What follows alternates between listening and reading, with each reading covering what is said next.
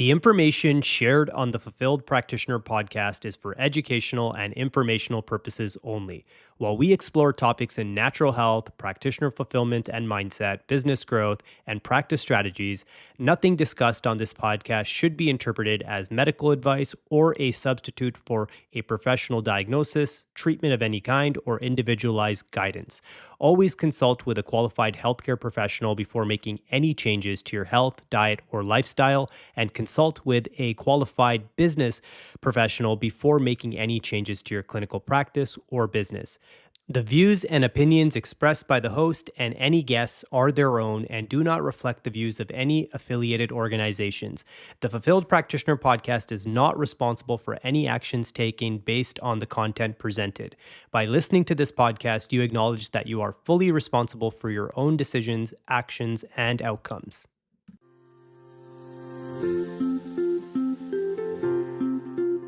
Hello, and welcome to the Fulfilled Practitioner podcast. I'm your host, Ricky Brar. This is a place where natural health practitioners learn how to grow, simplify, and fall back in love with their practice again. Here we talk fulfillment, practice growth, leverage in technology, AI, and the mindset needed to build an impactful and meaningful practice. If you're ready to evolve as a practitioner and create a life that feels aligned and energizing, let's get started. Welcome to the Fulfilled Practitioner podcast. Today we're doing one of our favorite segments, and that's Meet Your Health Heroes. Here we're going to talk about spotlighting practitioners who are not just creating impact, but they're doing it with fulfillment, purpose, and authenticity. I've met some of the most brilliant minds in this space, and they're truly changing the world. And I don't want them to stay a best kept secret much longer. Today's guest is somebody I've been inspired by, I've admired, I've thought of him as a role model for many years now, and I'm so blessed to have this opportunity. Hey, Randy, welcome to the show. Thanks for having me, Ricky. Excited to be here.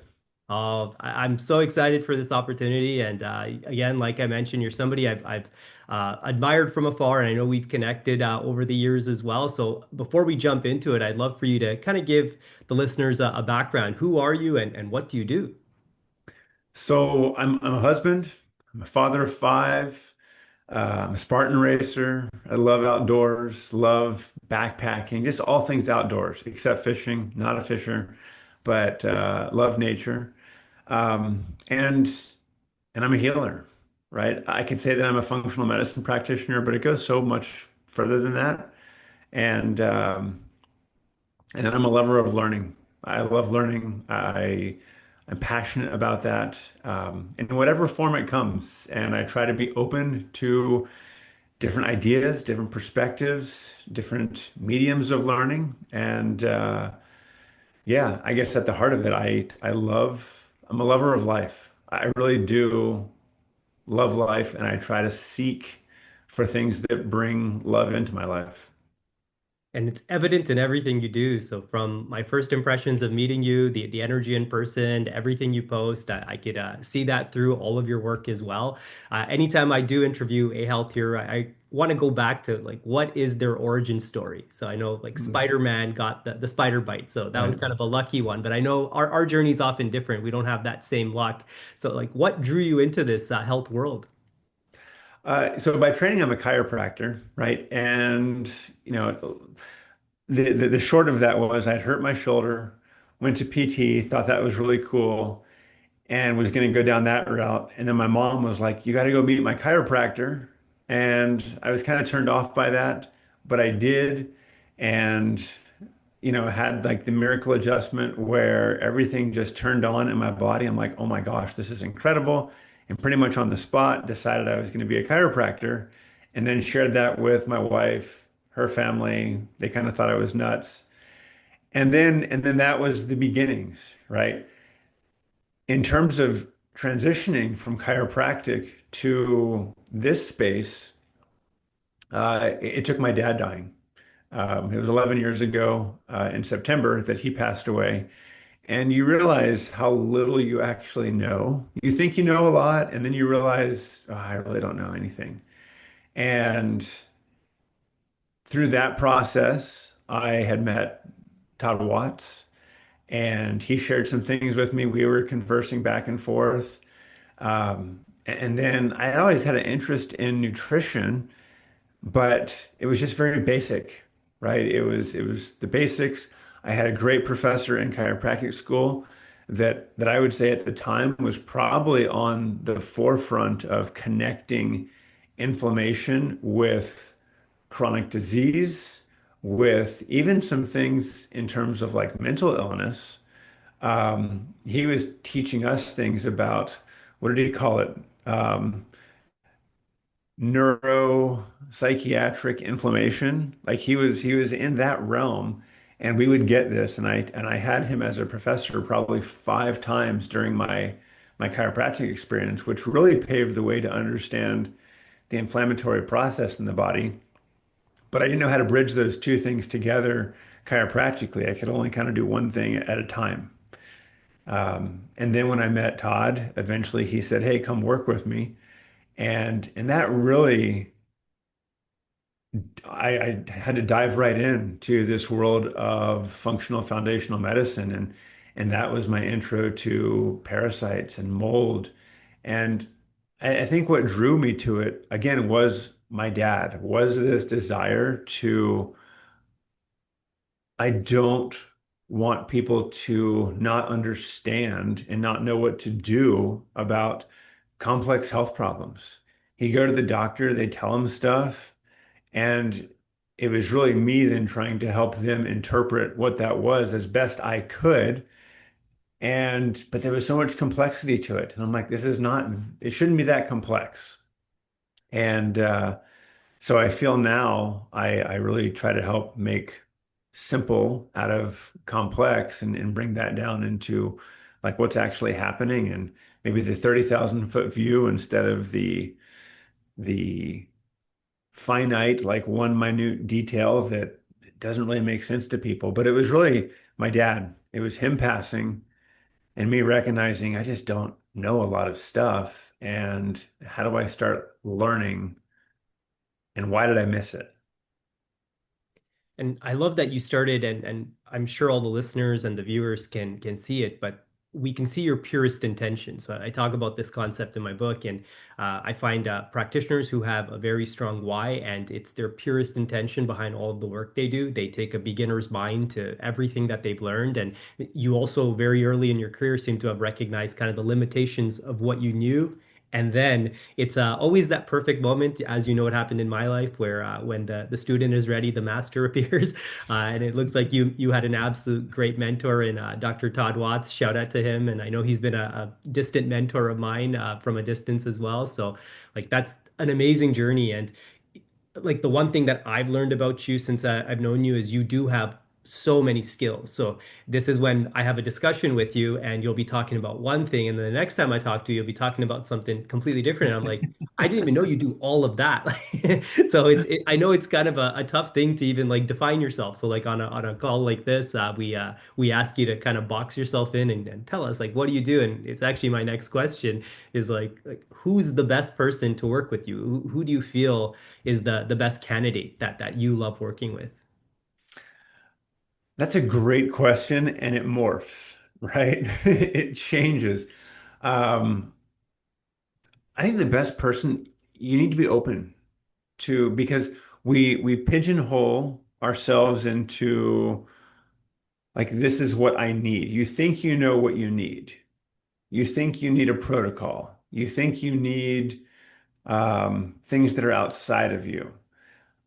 So I would say the person that I work with, they definitely have chronic illness, right? They're suffering from kind of mystery illness. It's hard to tell people about what their symptoms are because they don't even understand. They look at them, they're like, you look fine. What's wrong with you? Like, just get up and move and exercise. And they're like, I can't. You don't understand. And it's that person. And what's driving that? Well, I mean, that's where we dive into mold and parasites and viruses and trauma. And a lot of people, they kind of bristle when I say trauma. I didn't have any trauma. And I'm like, really? Like, you don't have any baggage? Like, well, no, I have baggage, right? But I didn't have trauma. I said, well, how did your body interpret that? and they don't know, right? I didn't know for a long time. I didn't understand that. So the best person really is that person that's open and that they are willing to step outside of their own box of what they think they need and be willing to dive into things that may create a little uncertainty, a little like pushing maybe up against what they think they've known all their life, and just be willing to accept that there's more out there because it's not all about supplements. It's not all about protocols. There's energy, there's frequency, there's just connection that is healing, there's trust. And so that's the person that I think I work best with. I have found that those that are not willing to look outside of that box of even functional medicine in terms of protocols, and they're really not open to looking at how does energy and frequency play a role in their health. We kind of struggle. It's hard. It's like you're asking me to help you, and you're saying, but I want you to tie like both arms behind your back and just use what's up in here in your brain. And it's like, wait a minute. Like there's so much that's going to come from my heart and intuition. And if I can't use that, then like this probably isn't a good fit. Yeah, and I love that distinction because I feel just reflecting back on my career, that's exactly the big pattern that I noticed is it's more important to ask who is this not for than who is this for. And if people have those certain criteria that would be blocks, like we all know it from the research world, there's the placebo effect, and that's when you feel that there's a modality or treatment or intervention that you have belief in will work, even if it's a sugar pill, it's actually going to produce a result in your body. But the opposite of that is the nocebo effect, right? And I feel those are the circumstances where people might take quote unquote the right thing and they get no reaction or a negative reaction and kind of take a step back. And I feel like a lot of those blocks, and I feel like that's the trajectory of the space as well, because I know just even reflecting back 10 years ago, if you think about it, almost nobody was talking about the nervous system. So if you were talking about the nervous system at that point, you were kind of somebody talking about a concept that a lot of people knew nothing about. And Right. it was kind of hard to actually tell them like, dude, this trauma is playing a role in your life. Like it actually might be the root cause of all of this you're Yeah. experiencing. But I feel now in at the time we're recording this in 2025, it's becoming more the forefront.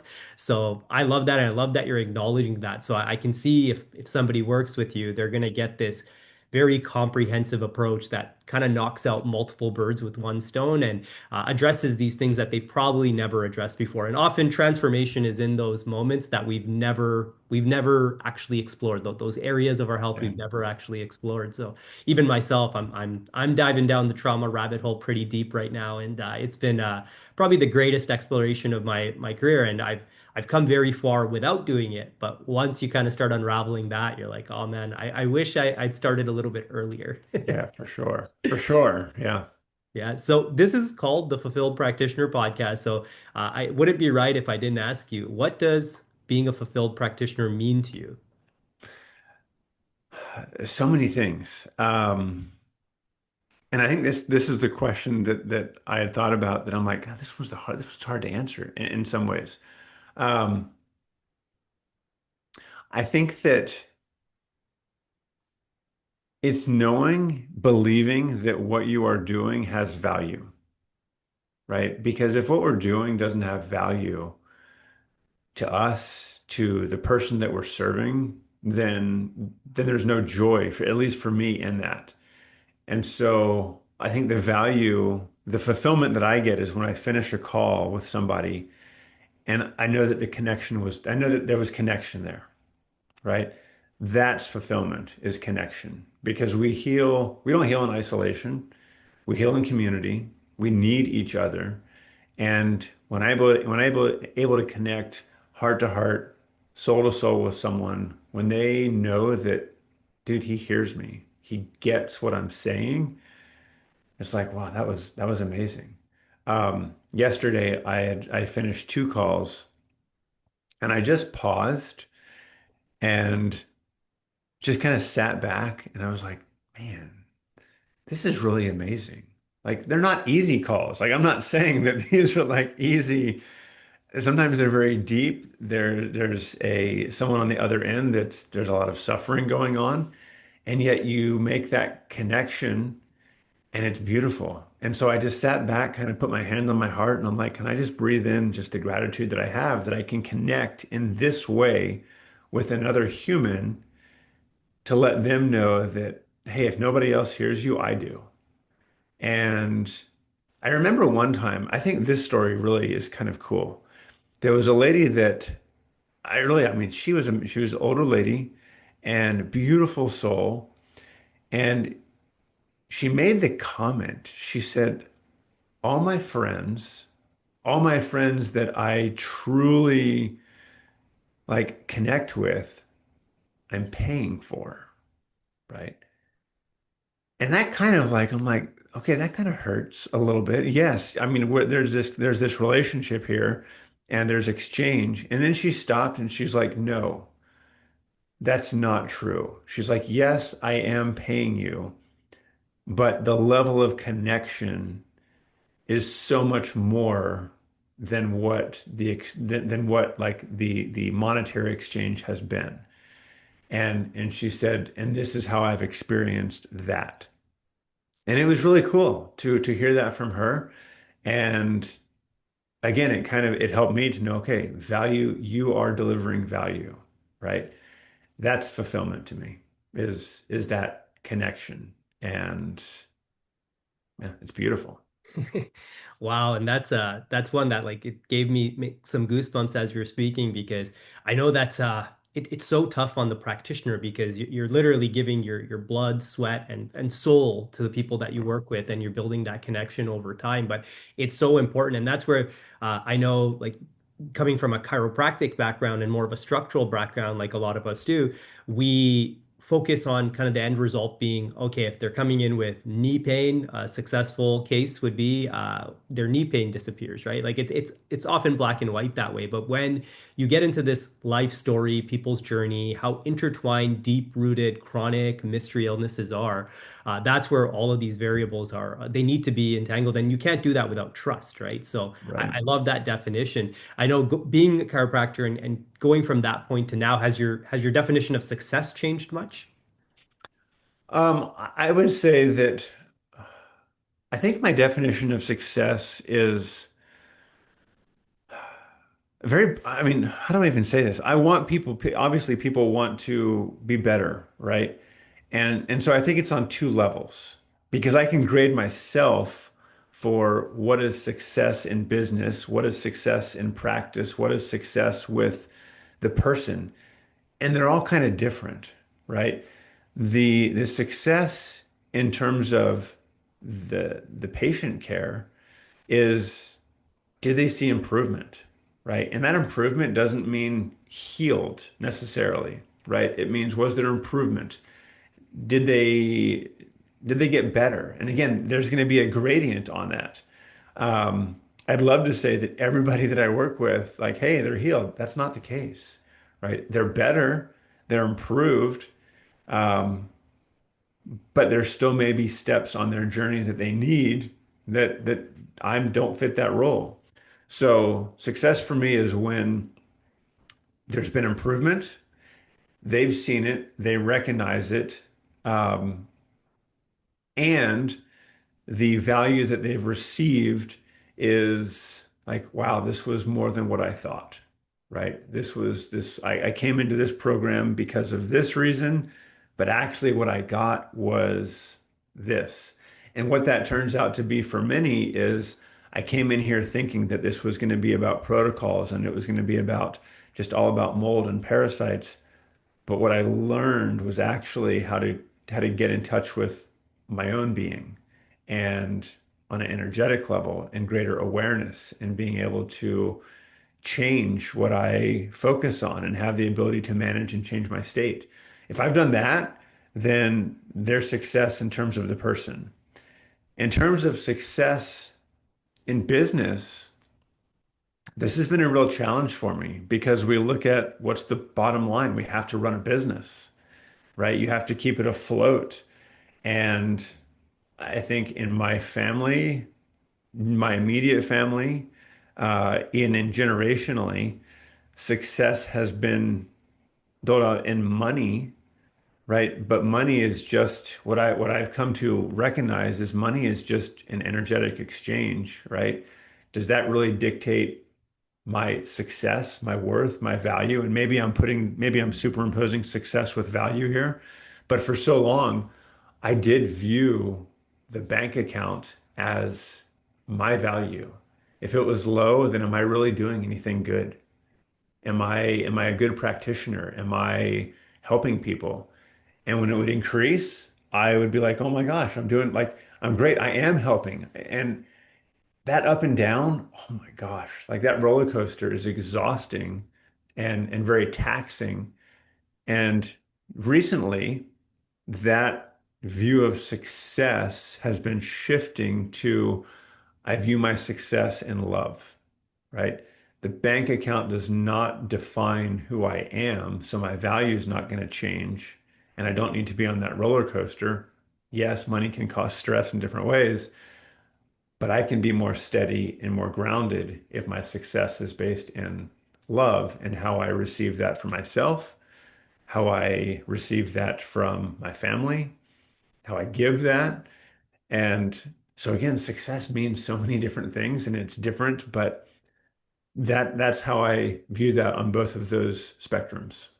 Well, that might be the best answer I've ever got for a definition of success. And like like even my mind was really turning because I think all of us struggle with that. And because like the vast majority of us, and if you don't, it's no problem, it's not a negative, but a lot of us, we came into this world because we had a personal health journey. So when we Yeah. go back to again our purest intention, it's to help people, to prevent them from going down the same path that we did, and then taking everything that we've learned and giving it to them, right? So on our hero's journey, where we're trying to help all of these people on their hero's journey. And like it's really interesting because it's almost a cliche saying, but it almost always comes down to love, and Yeah. that's like the top thing that kind of makes the world go round, and that's where fulfillment comes from as well. And I think like practitioners struggle with that, especially new practitioners. If you tell somebody whose bank account is near zero, a new practitioner, that hey, let's put some numbers, fake numbers on a screen, and let's make you believe that that's yours. Like they probably would initially feel better, right? They would feel more relaxed, that Yeah. stress would go away. But ultimately, like you said, for someone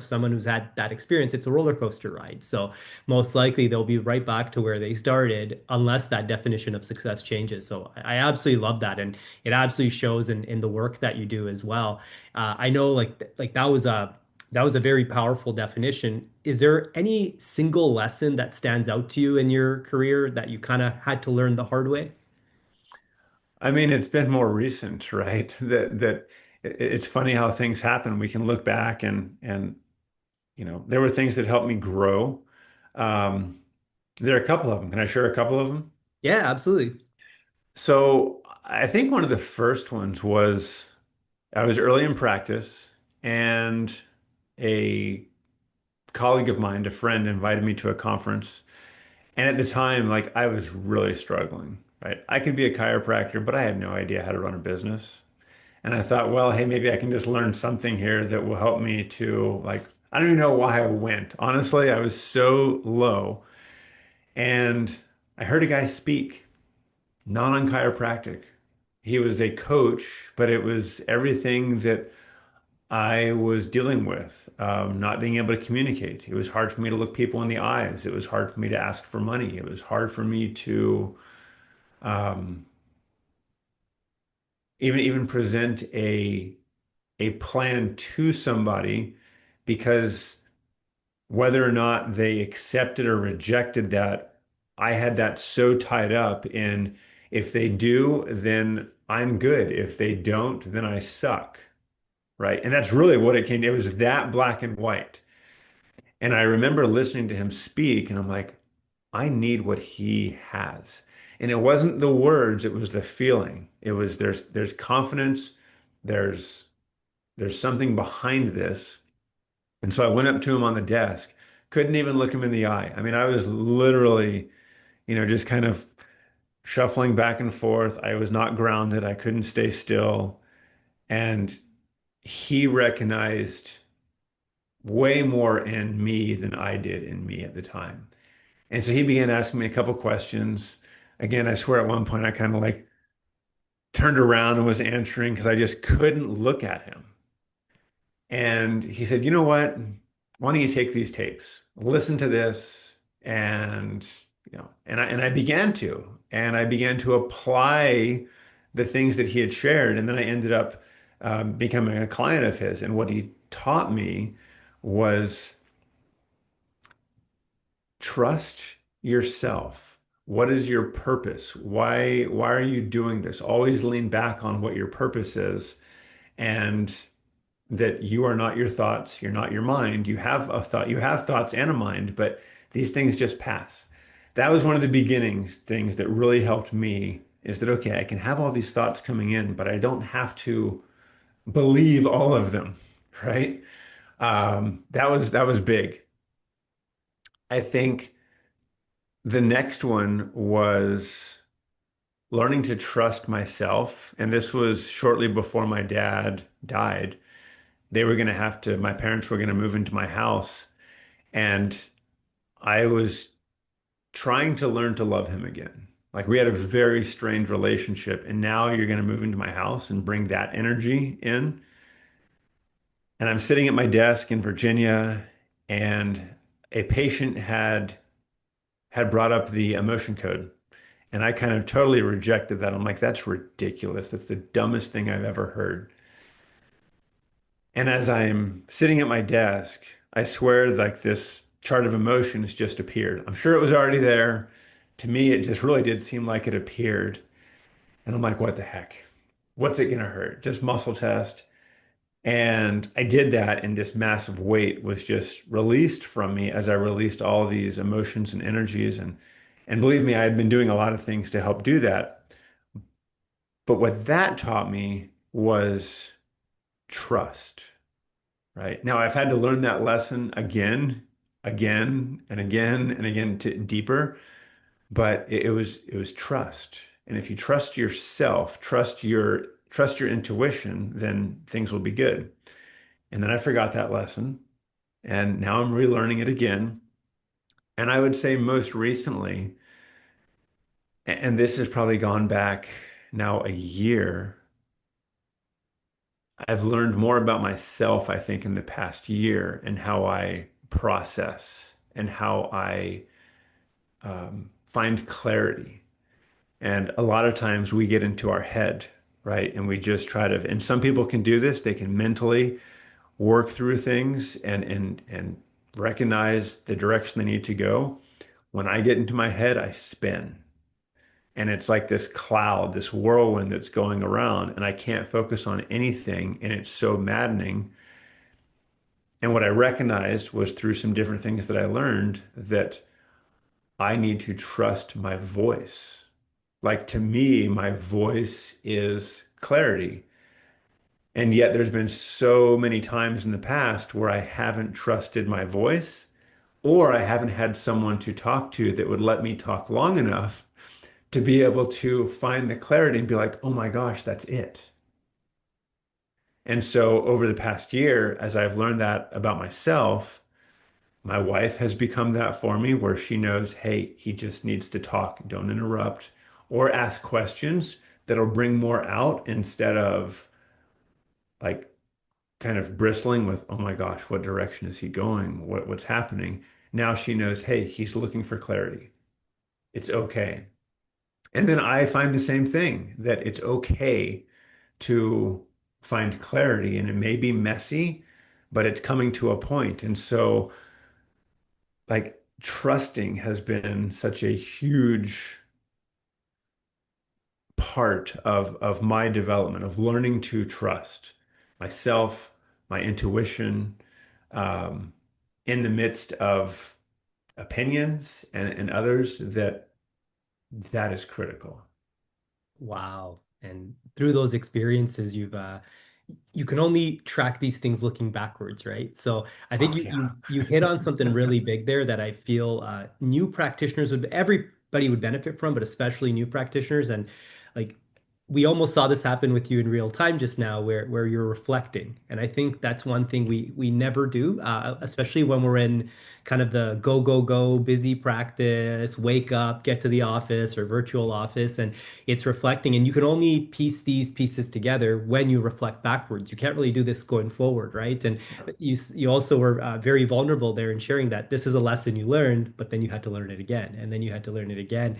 And the one part that had me smiling, because I feel this is a story that it's kind of disappeared. People don't really get the same experience anymore, and that's that somebody gave you some tapes that had like something to learn off of them. And now we're in kind of like TikTok culture, right, where everything has to be 10 seconds or less, and people are just over bombarded. And we could double speed podcasts and audiobooks and do all of that. That nobody just like goes quiet and listens to an audiobook or a tape or something like that. So if you're a new practitioner, please like save yourself years of trial and error by reflecting, having a partner to seek clarity from, bouncing questions from you, talking these things out. Don't just kind of jump from one thing to the other. So I think that's going to be very powerful for the practitioners listening in. So thank you for sharing that. It was something along, and I wasn't going to share this, but I think I will now, is one of the things that my wife introduced me to was human design. And and at first I'm like, oh geez, like where is she going with this? And and I kind of, again, similar to what I said with emotion code, I kind of rebuffed it at first, like whatever, that's ridiculous. And then you get to a point where you're like, okay, I'm open. And as I said with the person that I'm looking for, hey, be open. And this is a lesson to myself that I'm actually like reiterating right now, is that she shared this with me. And at first I'm like, no. And then I came back around to it, and she's like, you may just want to take a look. She's like, I've looked at your chart. There's some interesting things in there. And so I'm like, sure, why not? So I took a look at it and I'm like, wow. And this isn't for everybody. Not everybody like grabs onto this, but for me, it really helped me recognize why I feel like I'm failing in certain things. But it helped me compartmentalize that into like, okay, what does that then compel you to do? And this is where the whole recognition of my voice came into play, where, so in this human design, I'm a self-projecting projector, which means Oh, that I interesting. find my clarity through my voice, and other people can find clarity through my voice, which is really interesting. So I like to talk, right? But when you're told, hey, that's stupid, don't say that, just figure it out on your own. Well, to someone that needs to process, that doesn't work. And so I feel like much of my life, I was just trying to figure stuff out in my head. And so if you are new to practice and you're trying to figure out, maybe you look at human design and see like, how do you process? When do you work best? Um, Through the reset program and through this as well, I learned that I need more rest. We're not in a place where society doesn't reward rest. They're like, you're lazy, get up. But I'm finding ways to rest and to pause, and it doesn't have to be go, go, go. And that's still something that I'm working on. It's not something that I've perfected by any means, but I have the recognition and awareness now. I'm like, you know what? You just need to take a few minutes. Maybe it's a half hour. Maybe it's more, but I recognize that.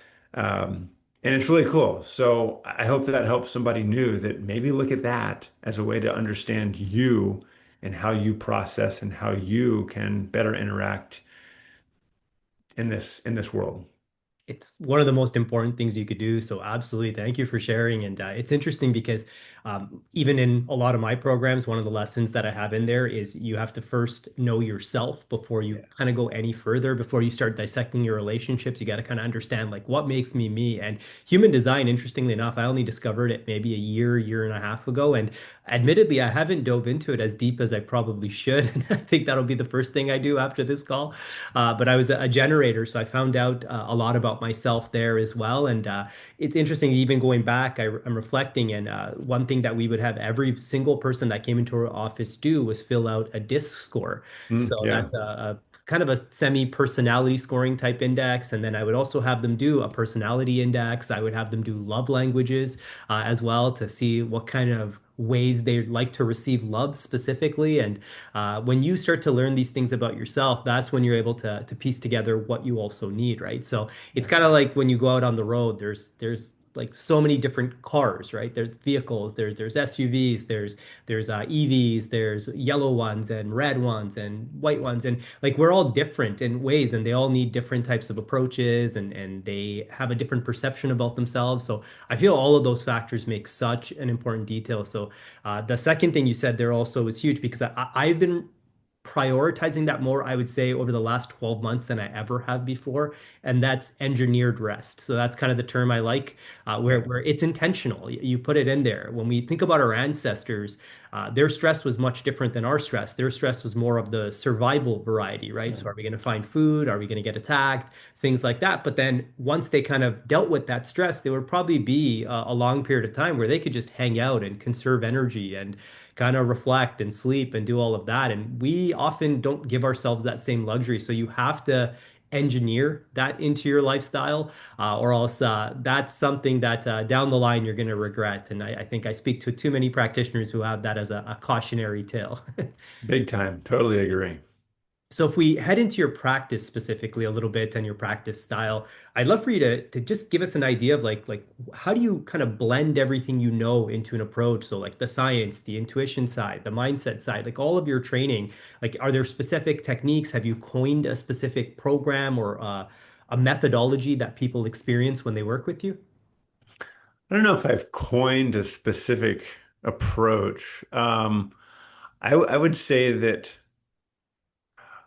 I'm very good at listening, and I can piece together the words that they use specifically, right? People talk, and how much do we actually listen to what they're saying? But there are certain words that people will say, the way that then they say that, that for me, I begin to piece that together. And I'm like, wow, okay, I see your story.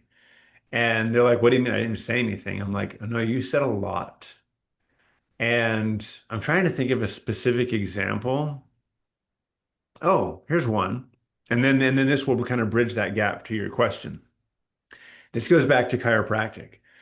And we know that tone is really important. And we can ignore someone's tone and not, address that. Maybe we're too afraid inside to like, hey, their tone was different, but I'll just keep going on. But this lady that I gotten developed a pretty good relationship with, she came in and she's like, and I said, hey, how you doing? And she's like, okay. I'm like, man, no, she's not. And everything in her body language, her tone, everything exerted, there is major stress going on right now, and I don't know what to do. And as a chiropractor, you're not spending a lot of time with people. That was not my style, which was probably why I struggled. I'd probably spend, too much time with some, I didn't. I never spent too much time. It was exactly what was needed. But she came into my adjusting room and I put my hand on her shoulder and I said, so what's up? You're not fine. And she's like, how did you know?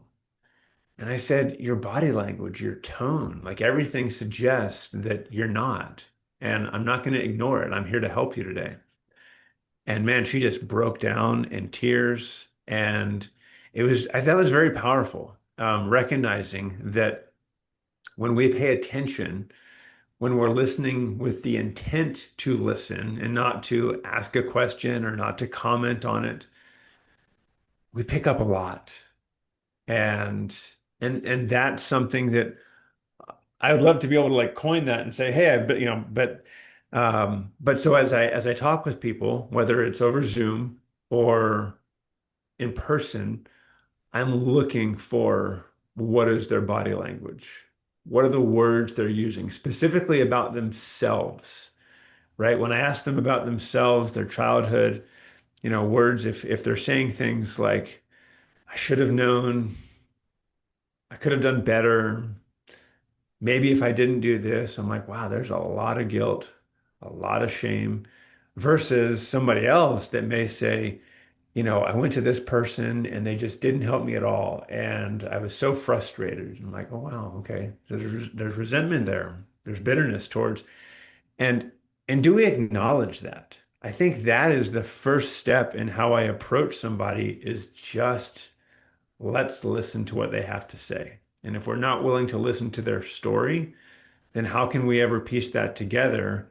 And it's just then no better than a lab and, an individual. You're not seeing them as a soul. So we start to bridge that and recognize, wow, these patterns are probably deep-seated. These patterns probably started as a kid, and I'll explore that. Like you said this, why did you say this way? And some people will be like, no, I didn't. I'm like, yeah, you did. This is exactly what you said. Why'd you say it that way? I don't know. It's just the way I am. I'm like, oh, okay. Belief patterns now. Now we get into that psychology of, oh, hey, here are my beliefs about myself, which is really fascinating as well. And you can't help but see like there's someone hurting behind that, right? Um, and so then you start to blend in, okay, well, what's changing physiologically? If I know that there's all this stress there, then you know that they're in more of this heightened state of alert. Maybe they're past the sympathetic state. Maybe now they're into freeze and they're just stuck. And then that brings into play all of the science. Is there cell danger response going on? What impact is happening with their mitochondria? How depleted are they? Is their body able to digest food? They're probably not sitting down and having a meal in which they are smelling their food, salivating, talking, conversing, pausing. It's probably not that. It's probably something very different. And usually, if they're a woman, which most of my patients are, they're trying to do everything for everybody else. And it's just, do they even sit down to have a meal? And what is the level of conversation and how distracted are they because of their own issues? And then their kids or their spouse or whatever might be going on. And so you begin to like see all that from a very it's blended, right? It's science, it's soul, it's and you see, I begin to see those patterns and it's like, okay, where do we start? Right? Um, and whether that's in person or on Zoom, like that's my approach to somebody. So often when I start working with them, they're like, well, why are you doing that? Why do you want me to just breathe or be? That's uncomfortable. And it's like, well, this is where we got to start. This is what I'm seeing. This is why. And what about the protocol? I'm like, hey, you know what? Let's just pause. We're working together for 6 months or a year. We got time. So, does that answer that question? Does No, that? absolutely. Like you could see it on this podcast and the way you answer questions is you give so much. You're a really good listener. You take in information really well, but then you give out more than you take in. So this is it's a I could see why people get amazing results working with you. The one question I do have, however, is how do you protect your energy in practice when you're giving out so much in those visits? Do you do anything specific between visits or like are there any like non-negotiables that are part of your day that keep you energized, clear, grounded going forward? This has probably been the hardest for me because early on in chiropractic, my health, I tanked my health. I took on everybody's stuff. I felt responsible for their health. I felt responsible if they weren't getting well. And I personally, I lost 35 pounds. I was, Wow. I mean, you've seen me. I'm 6'4", 6'3". Yeah. I weigh about 190. At the time, I was probably 185, and then I just dropped down to like 150 pounds Wow. and couldn't digest anything. Couldn't really like. I suffered from migraines for years, decades actually, from about age 12 to 31, and I didn't even share that in the beginning. But um, so now, and this goes a little bit back to human design, right? If you understand chakras and energy centers in the body. Um, and before I even understood human design, I knew that I absorbed energy. I didn't know what to do with it. And then as I went into human design, learned that, oh, I have an open sacral chakra, I have an open solar plexus, and they're not defined. So I absorb, right? You talk about like empaths, and I wouldn't say that I'm like that in terms of empathic, where everything hits me, but I do pick up energy. And what I've learned is that, you know what? You don't have to hold it. You can receive it and then just allow it to transmute and remove out of you. And when I say transmute, that's taking that energy from a lower form to a higher form. And maybe I can even transmute that back to that individual through what I'm saying, through a pause, through touch.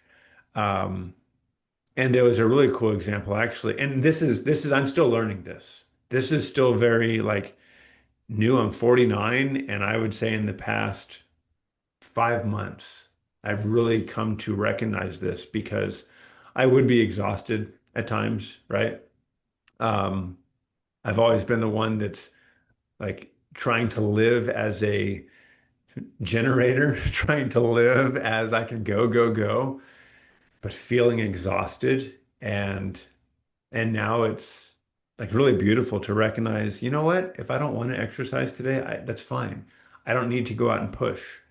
And so my non-negotiables have become I do meditate in the morning. That's been one of the most beautiful times, whether it's 5 minutes or sometimes it's an hour, um, through breath work, through um, meditation, guided meditation, sometimes listening to sound bowls. I love that. That fills me. And every time I do a session with breath work, and not everybody gets this with breath work, but I feel this massive amount of just divine love. It's so palpable and beautiful and amazing. And that's not every day, right? Don't get me wrong. I don't wake up every day and I'm like, oh my gosh, I had this amazing experience. That's not, but it's taking that time and giving myself the ability to rest. The other thing that I do is between um, not between everybody, but definitely once a day, I go outside and I walk about 2 miles, sometimes a mile and a half, sometimes 2 miles. But I walk and I don't listen to, I have no device with me. Right? It may be in my pocket, but I'm not listening to a podcast. I'm not listening to a book. It's just, let's just listen. Let's hear. What do I hear? What are the sounds? Is it the wind? Is it squirrels? Is it birds? Whatever. And just to appreciate that, because that is so grounding for me and necessary to like allow that rest, that intentional engineered rest, as you said. I love that word. That's awesome. Um, and then I'll do things with frequency as well, where, hey, I know I need to work on myself. Like there's something that I picked up from a patient today. Um, this happened a couple of days ago. Really felt off. I gave a webinar to a few docs on a test, and it was great. I had a lot of fun, but then I just felt empty afterwards. Came home and shared that with my wife, went to bed, and then I woke up the next morning. I'm like, I've got to clear this stuff. There's stuff on me. And I knew who it was from, I knew the patient, and not anything that she did, but I'm like, I just need to let this go. This is not mine. And so having that awareness that you're susceptible to other people's energies and you're not impervious to it. And it's not weakness to say, I need to pause and allow myself to process this, to acknowledge, that it's there, and and then to say, I can let it go as well. And maybe that's through meditation, through breath, emotion code, frequency, tones, whatever that might be. But those things now I have such a greater appreciation for that rest and for the necessity that that plays in my life. Wow, I learned so much from listening to you there, and you said one of the most powerful words there, and it was kind of what was in the back of my mind as you were speaking is you've worked really hard to cultivate this high sense of awareness that this energy exists. So you can only change things if you're aware of them. And Right. I think like when we work with people, even in the functional medicine world, for example, like a lot of functional medicine practitioners, they will make people aware of certain toxins and certain nutrient deficiencies that they weren't aware of. But that day to day, 24/7, from moment to moment exchange of energy that you have, and you take on energy and you give out energy, I think finding a way to transmute that would be one of the most powerful thing practitioners can learn to do early in their career so they don't have to Right. learn it the hard way. And I think that that might be an epic masterclass for you to lead. It's kind of cool. I mean, I love that idea. I'll have to like kind of flesh that out. And yeah, super Amazing, cool. amazing. Well, I have one big last question for you, and it's one I like to ask because it puts people on the spot a little bit. And I know, like with you, the difficulty might be only getting it down to a single thing, which is if you could go back and talk to young Randy, let's say 18-year-old Randy, what advice would you give him? Oh man, one thing.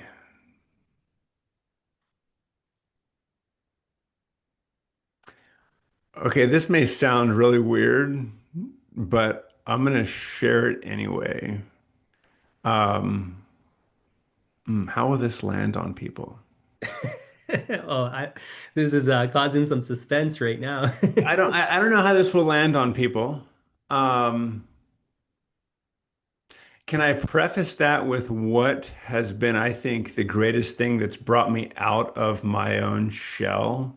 Because this is what I would want to go back and say, hey, look into this. Psychedelics. Wow. That may be shocking to you as well.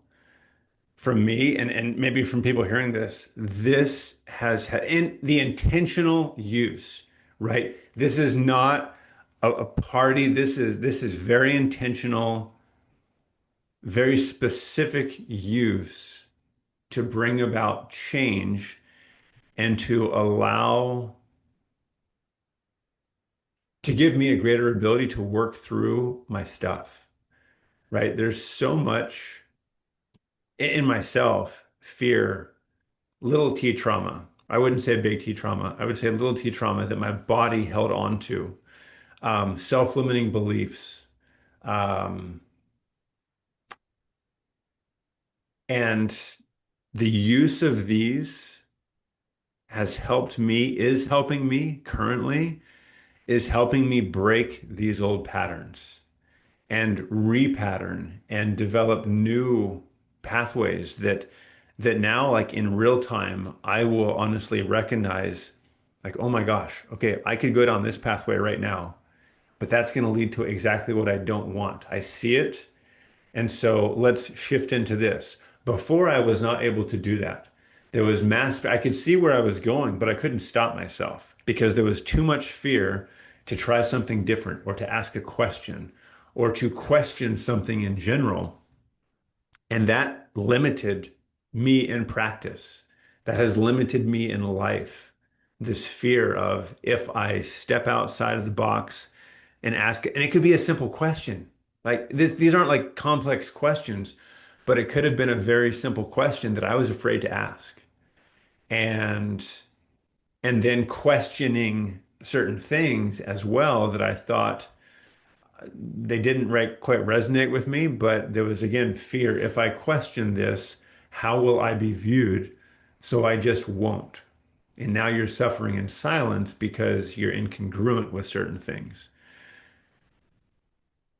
Psychedelics are not the magic pill, but when they are used intentionally, oh my gosh, such power to open up your heart, to work through limiting beliefs, to work through all of your stuff and allow you to see yourself, I think divinely, to see your soul, honestly, and to embrace that. And this is an ongoing process, right? And so if there was one thing that I could go back, not that that younger self of mine would do this or my family would actually allow me to do or that I could get a hold of, it would be open to this because it can open you up in a beautiful way that why do you then have to silently suffer for 30 years of your life wondering, are you valued? Are you worth anything? Can you help people? Are you going to be of value to other people? That's what I would go back and say, hey, let's look at this. Amazing. Yeah, definitely wasn't expecting that to be the answer, but I've heard that answer from a lot of people. So Have you? you're not alone. And I think like because there's been a stigma around those for a very long time, and I feel it's only in the recent years dissipating. People are more open and vulnerable to share that. So thank you so much for sharing that with everyone. And it seems to be a very promising area, right? So it's something that's gaining more and more steam. And I think like anything that allows us to connect deeper, but the intention has to be there, the right person to guide you has to be there, just like anything else in life, whether it's health or finance or literally anything that you do. That's so important. So thank you, Randy, so much for sharing that. I'd love for Yeah. you to let the listeners know, like, where can we learn more about you? Where can we find you online?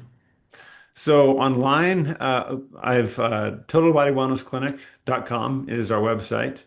Facebook is Dr. Randy Michaux, and no, Facebook is my group, Empower Act Heal, and then Randy Michaux.